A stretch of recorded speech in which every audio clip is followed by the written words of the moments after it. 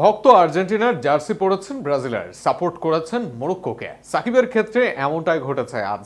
কিছুদিন আগে বলেছিলেন ব্রাজিলের জার্সি পরে পোল্টি নিব, তবে আজ যেন পোল্টির ওপরে পোল্টি দিয়েছেন তিনি। নেইমারের সাইন করা জার্সি পরে ব্রাজিলের বিপক্ষে ছিলেন আল হাসান। আরও থাকছে প্রতিবেদনে। ফিফা বিশ্বকাপের গ্রুপ সিতে ব্রাজিল ও মরক্কোর মধ্যকার বহুল আলোচিত ম্যাচে গ্যালারিতে উপস্থিত ছিলেন বাংলাদেশের তারকা অলরাউন্ডার সাকিব আল হাসান। তবে ম্যাচ শেষে তার একটি মন্তব্য ফুটবল প্রেমীদের মধ্যে নতুন করে আলোচনার জন্ম দিয়েছে।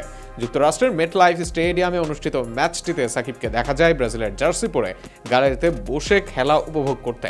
স্বাভাবিকভাবে অনেকেই ধরে নিয়েছিলেন 5 বারের বিশ্ব চ্যাম্পিয়নদের পক্ষে সমর্থন জানাচ্ছেন তিনি, কিন্তু ম্যাচ শেষে জানা যায় বাস্তবতা ছিল সম্পূর্ণ ভিন্ন। গণমাধ্যমের সঙ্গে আলাপকালে সাকিব জানান তার সমর্থন ছিল মরক্কোর পক্ষে। ম্যাচ জুড়ে আফ্রিকার প্রতিনিধিদের পারফরমেন্স তাকে মুগ্ধ করেছে বলেও উল্লেখ করেন তিনি। ব্রাজিলের জার্সি পরা নিয়ে সামাজিক যোগাযোগ মাধ্যমে যখন নানা আলোচনা চলছিল, তখন এর ব্যাখ্যাও দেন বাংলাদেশের সাবেক অধিনায়ক। তিনি জানান, জার্সিটি সাধারণ কোনো সংগ্রহ নয়, এতে স্বাক্ষর রয়েছে ব্রাজিলিয়ান সুপারস্টার নেইমারের।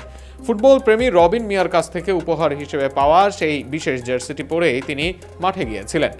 দীর্ঘদিন ধরেই সাকিব নিজেকে আর্জেন্টিনার সমর্থক হিসেবে পরিচয় দিয়ে আসছেন, তাই ব্রাজিলের জার্সি গায়ে দেখা যাওয়ায় অনেকের মধ্যেই কৌতূহল তৈরি হয়েছিল।